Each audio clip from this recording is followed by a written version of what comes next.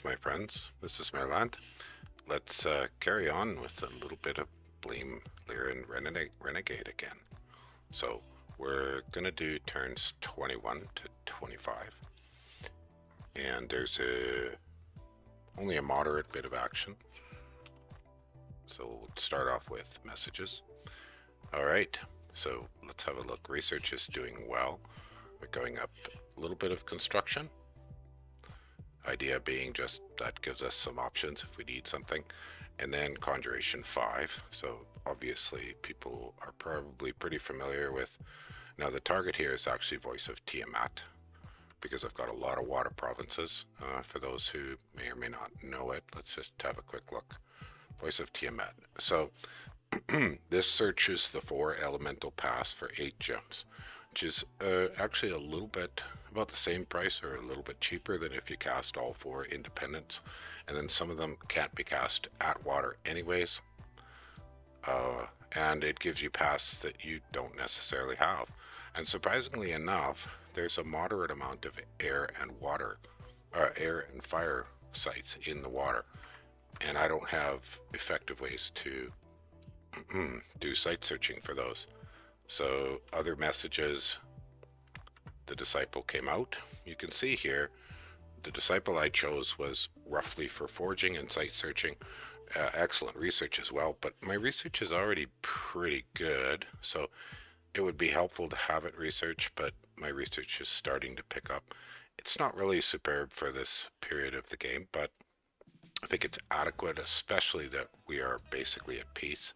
I had a look and I dug up, just for reference, I dug up the old diplomacy discussions, and we had NEPs with the other, 2 of with the PAN team. Let me just check this out here. We've got NEPs with the Micklin team and the Arco-Pan team.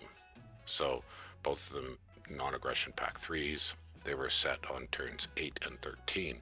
So basically, the only thing we really have to worry about is whatever Atlantis team does. And we've kind of talked about that in the episodes.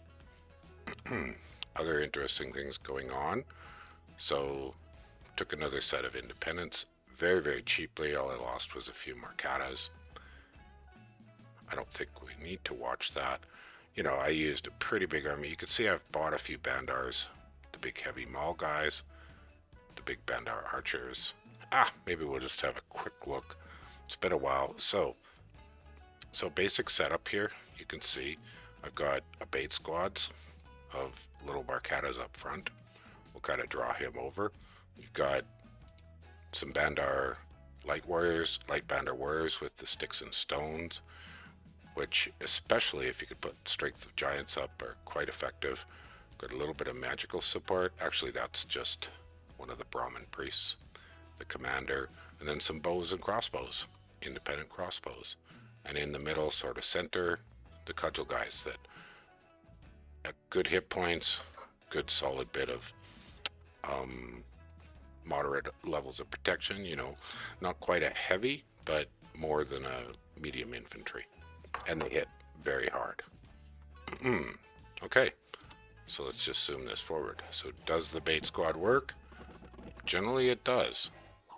The Makatas run over there, they throw their sticks and stones. The Mauls start taking out militias. I think we've seen pretty much all there is to see. You can see some sticks and stones are actually hitting.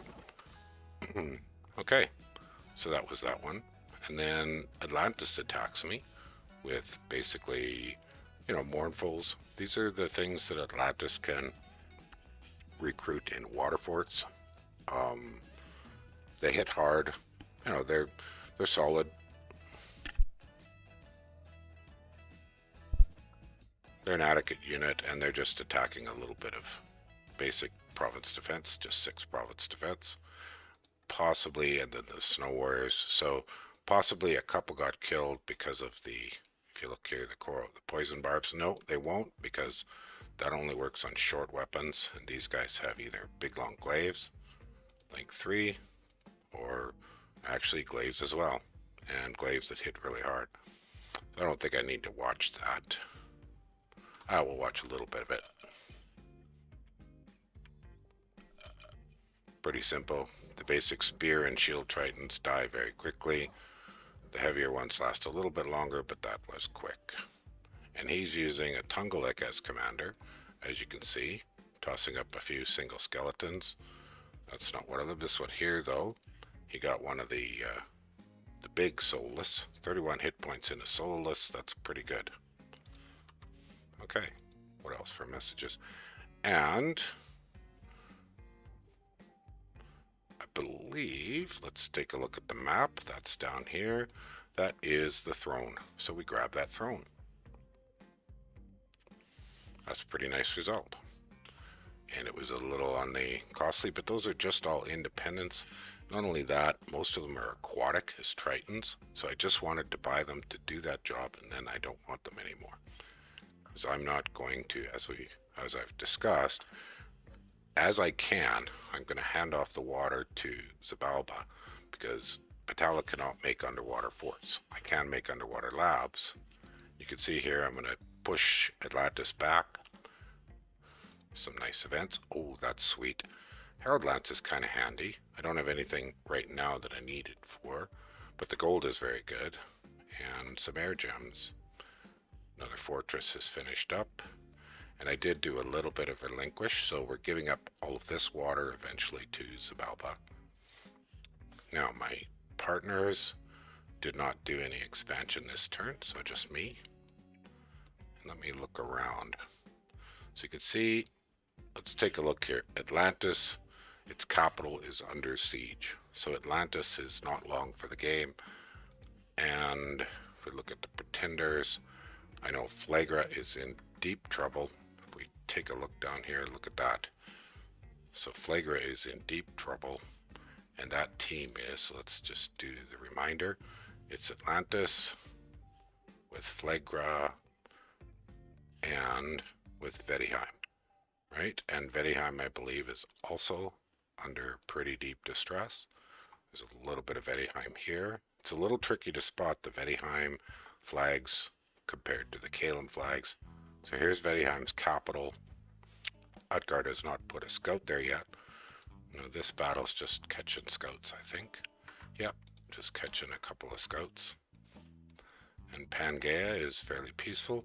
There's a little bit of a discussion going on between Pangaea and Xibalba over eventually this throne. And then this throne up here will require negotiations between Maerlande and Xibalba. But no one really has the troops for these fairly hefty thrones yet. So I think that kind of covers 25. Anything else sort of that shows up interesting?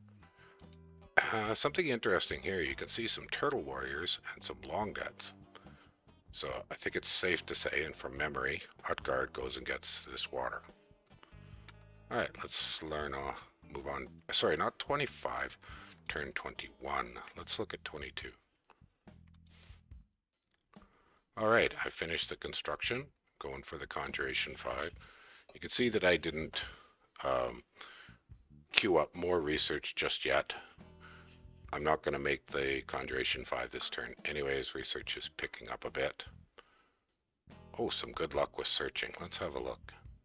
Oh, that's pretty nice. Some water and some nature. And PD, you could see basically I put 6 most places. Got a fort going up here. This fort is getting an upgrade. This fort is finished, and I'm doing various recruitment, alternating gurus with yogis. So that's going quite well. I'm not buying any troops much at all right now. If we look at recruitment back home, I'm alternating Nagarishis and Naginis. Could have turned off one Naga warrior. Again, the primary purpose of the Naga warriors is to use them in the water.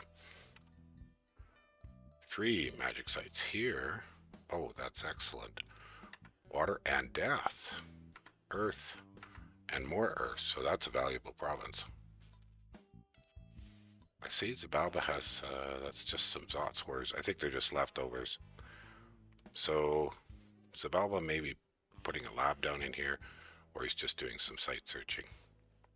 We're setting up to do some more relinquishing. These guys are doing a quick search to help out. Xibalba when I hand it over. Under the messages. There we go. This is the one we talked about. So that went very, very easy. The Turtle Warriors worked exceptionally well.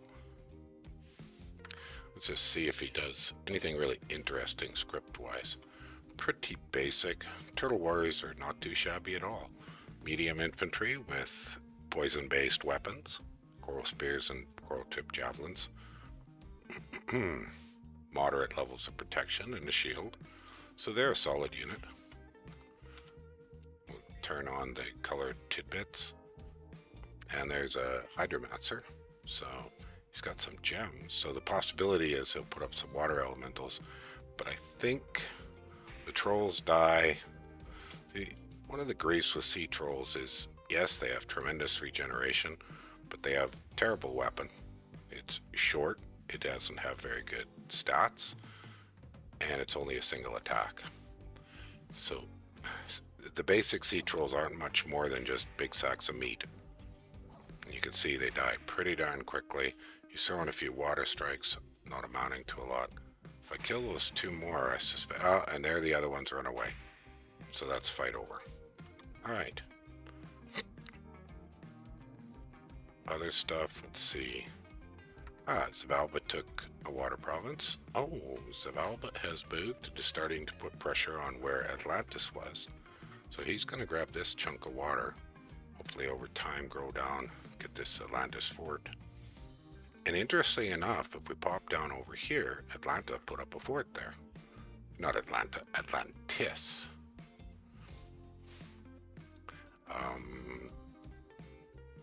So that fort, you know, has some... that fort has some significant advantages. Well, not advantages. It gives Atlantis a chance to, you know, maybe survive the loss of its capital, but it's not going to be in the game a long time. I mean, one option is just simply try to breach it until there's no... which is pretty dependent on what happens with Vedheim. So there's a very large army of Arcocephali here, pressuring on Vedheim. I believe Utgard is going to make a play here for this throne, and we'll go from there. And that'll be a pretty strong play. So what else have we got for interesting things? So the battle against... he put up only a single PD, so... With 20 Nagas, that wasn't particularly worth watching. What we got here? Oh, Calum putting a little pressure on. Oh, Atlantis is surrounded. Alright. Well, bye-bye Atlantis. Game over there. 280 units. Wow. Glad we don't have to try to fight that right now. And Tiffian Sea, which is up over here. Yeah, we had a look at that. So I think... Does that kind of cover everything of real interest in turn 22? Oh, well, we've got the Abductor, which I believe is a hero. I could have a look that up, but I'll leave that to you. You could take a look. That could also be... No, Utgard. Now I gotta confirm for myself. Utgard is our... No, that's a hero, because Utgard is our... what do you call it? The pretender of the team. So Utgard has to wait till roughly turn 36 because we went imprisoned. And I previously discussed our kind of funky blast. We'll just maybe take a quick look back at it. So we went with charged bodies, which means we took a lot of air magic. A lot of air magic, because charged bodies also with shock resistance in order that they don't kill themselves when the charge goes off, meant very high on the air. So we're not going to see the pretender for a while. Now, I haven't noticed, there it is, the Chillin Balam, which if I remember correctly is a large leopard. So he's got that out and about already as a disciple. So I think I'm happy with 22. Let's move on to 23. This could be a fairly short episode because things are fairly quiet. It's building infrastructure, cleaning up a bit of searching, various types of things. Alright, Utgard takes another water province. nice and smooth. It's going to take him a little bit of extra work to try to go get this this throne, and he's going to go for it, but he's going to have to build up a significant more number of troops. I should have mentioned, to the best of my understanding, I'm sure that Utgard used the reanimation spell to get these long dead, because there's no cost-effective way at this point in the game for him to do reanimation. What else in the messages? Another magic site? A pentagram? Haha. Well, that's not terribly useful.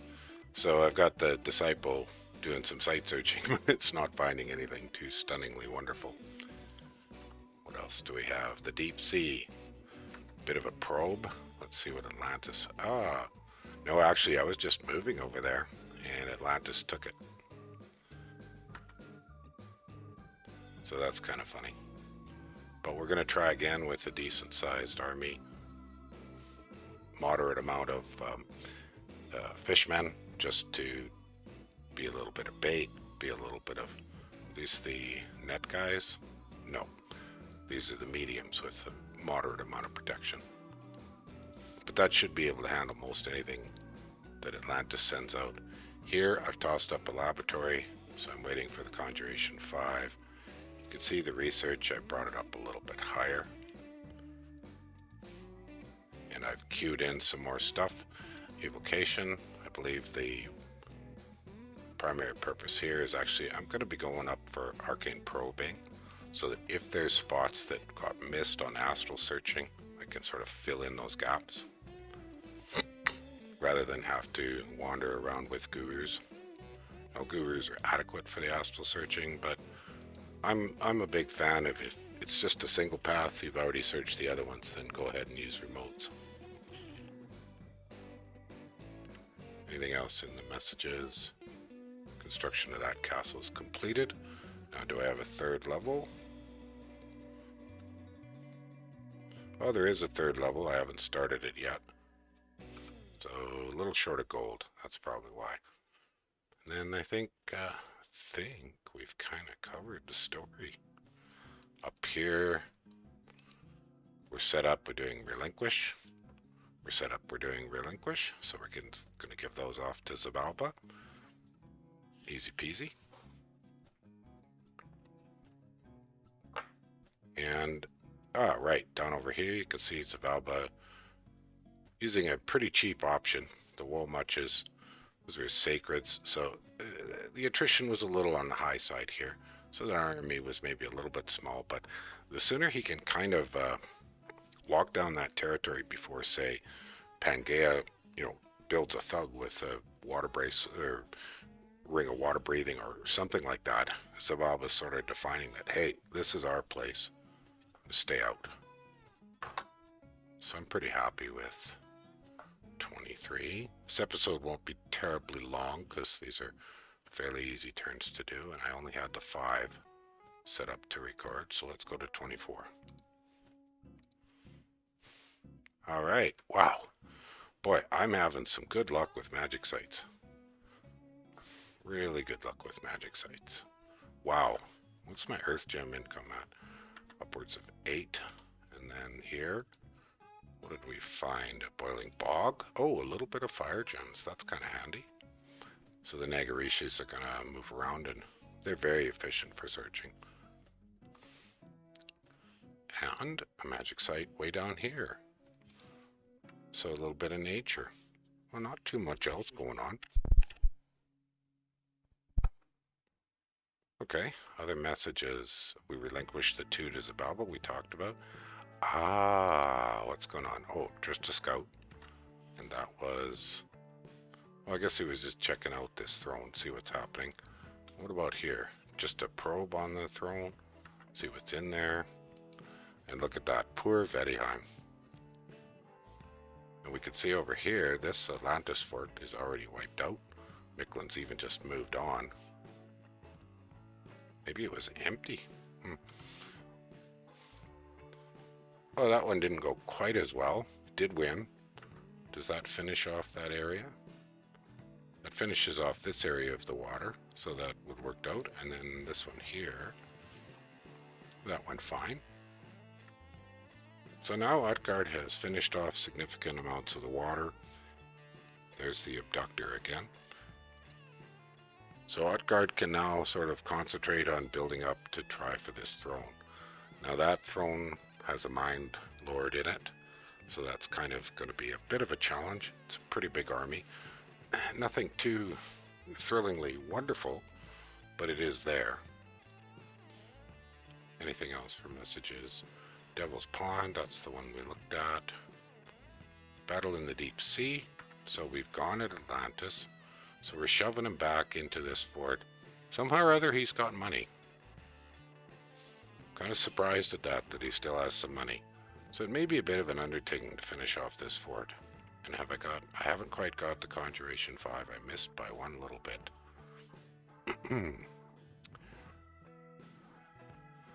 Alrighty, anything else? Worldwide event, enchantment rituals. The Bandar commander died. Flagra is out. So that was this one. We are upgrading and we are upgrading. So that 8, and then for recruitment, I'm going straight Nagarishis now. And over here, yogis, and over here, yogis. So, balanced recruitment. So I think that covers turn 24. Yeah, that was pretty quick. Pretty quick. All right. Let's go on to 25. The last turn for this episode. Bum, bum, bum, bum, bum. All right, that finishes my conjuration. No magic sites found here by the disciple.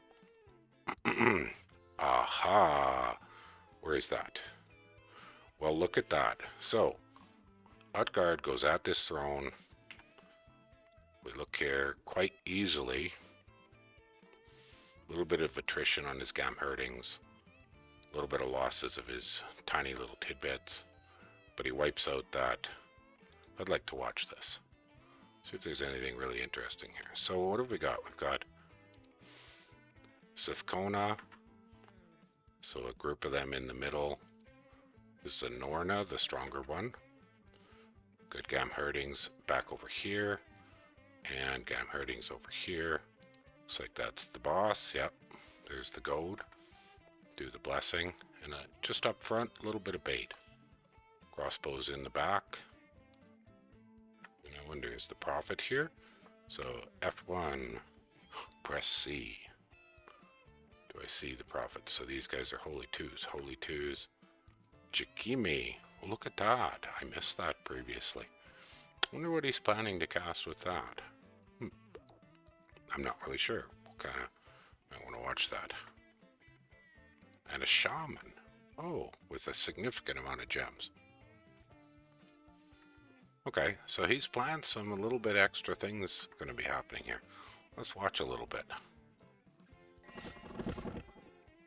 So we've got a communion going up. 1, 2, 3, 4, 5. 5 slaves. No, 4 slaves. So that's a +2. And 3 masters. And what do we see? Where's that Chigama? Where'd it go? Oh, we do it the other way. So this guy is preparing body ethereal. Okay. And the Chigama was here. Wooden warriors. Alright, that works. Got blessings going up. Yeah, he's going to need a good bit of blessing if he wants to get everything blast. Here comes the Gamherdings. So what's the communion doing? The communion has regen up. So a bit of a lightweight turbo communion. Astral shield up. Luck up. And the masters are making skeletons. Over here, more blesses. Yeah, pretty straightforward.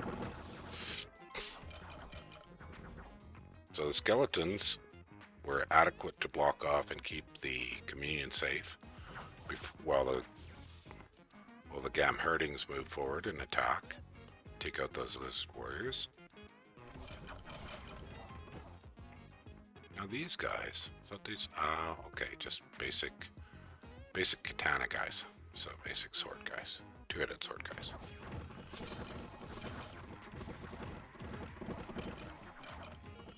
And the crossbows are helping significantly. They're doing a pretty good job of things. So the independent magi are throwing up some swarm. And let's see, what did this guy throw up? Swarm, wooden warriors, swarm, panic. Yeah, not too tough. Nothing too overwhelming as far as magi on the enemy side. And we should see all of them run away here pretty darn quick. Yeah, there they go. That's it. Bye-bye. Alright. So we've seen what we really want to see here. But the interesting thing is Calum made an attempt to also go for this throne with basically just Spirehorn warriors and a little bit of corpse constructs. Now the burning question is, does, that's the Calum side.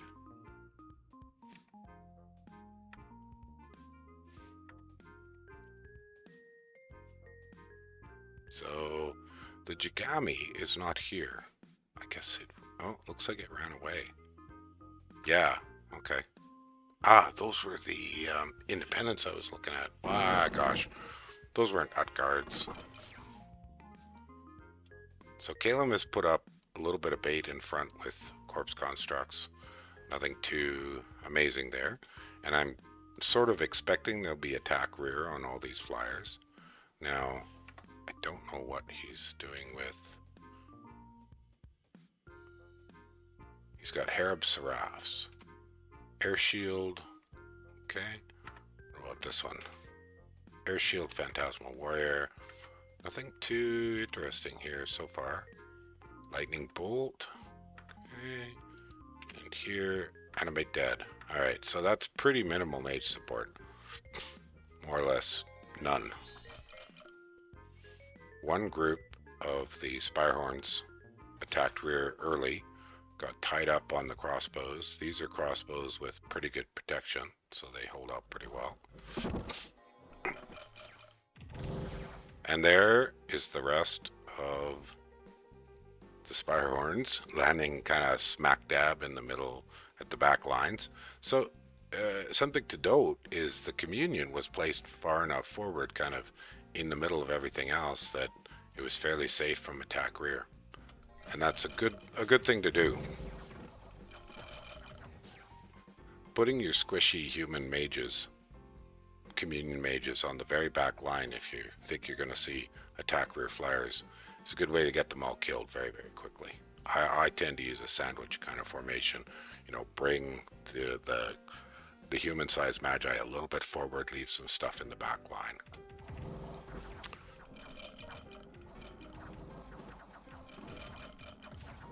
And the communion pumps out massive amounts of skeletons. Now let's look at a slave here. How's the fatigue? 95, so they're getting up there. So it's possible, I'm not really sure. I know we saw in the notes that one of the Scythe Konas died. It might have died from over fatigue, because with only human hit points, the regeneration is not very significant.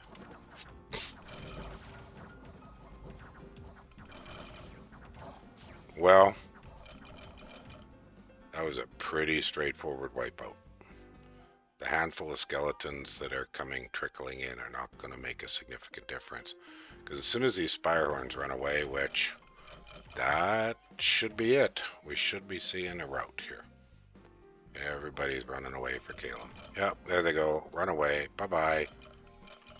Fight's over. Calum didn't lose any Magi or any commanders, but lost a big chunk of Spirehorns. On the other hand, I mean, it did cost Utgard a moderate amount, but that locks down a throne. And I should mention diplomatically, this is not an attack, because it was independent, and unless there was a negotiation, which I don't believe there was, it was kind of just who hit first. So this doesn't violate a non-aggression pact or anything like that. And, oh wow. So that's the end of Atlantis. Pangaea took it. Wow. Cheaply. Really quite cheaply. I'd like to see if there's anything really interesting here. But actually, I have to do a very brief pause. So, quick break. You won't even notice. Okay, so let's have a look and watch this fight.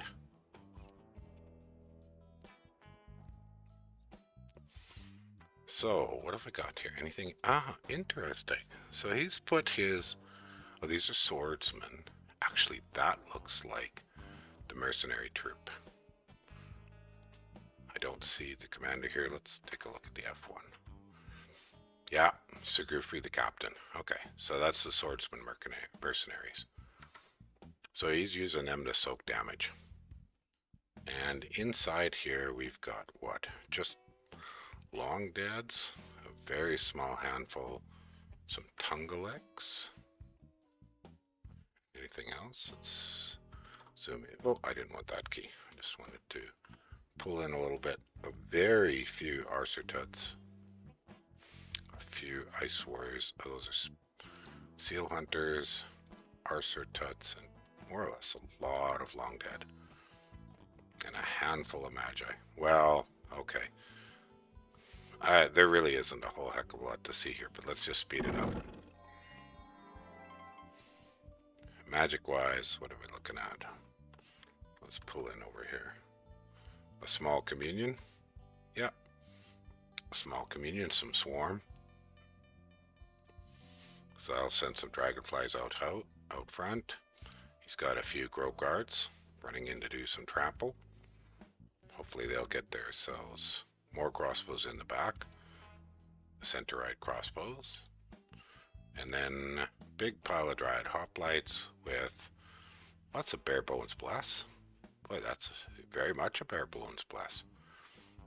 Nice though. I mean, I'm guessing he's thinking he's got the opportunity for fall vapors. But yeah, that's a pretty inexpensive bless.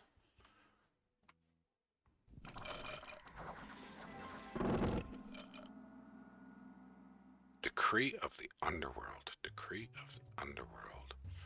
Let's have a look here. That was... What do we see? Keeper of Traditions. Oh, that's a banish. Oh yeah, okay. Alright, so that's just a banish. Simple enough. Yeah.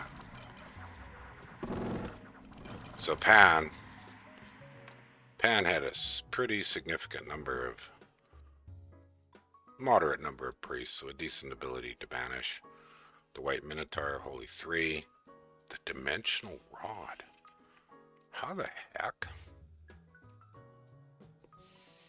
Dimensional Rod. That's an artifact. Wait, isn't that funny? I wonder how he ended up with that thing. So, he's going to end up with his hero here. Horror marked and eventually killed. And it's going insane slowly. That's kind of funny. I wonder if that was a bit of an accident. It just showed up. He fought something that was carrying it. It got stuck on that guy and now he's stuck with it. Because it doesn't particularly do this guy any good. It's an astral magic booster, but it's cursed and it's tainted. Not my favorite item. I'm thinking that had to be a lucky event, or he killed a throne commander that was carrying it, or something funny along those lines.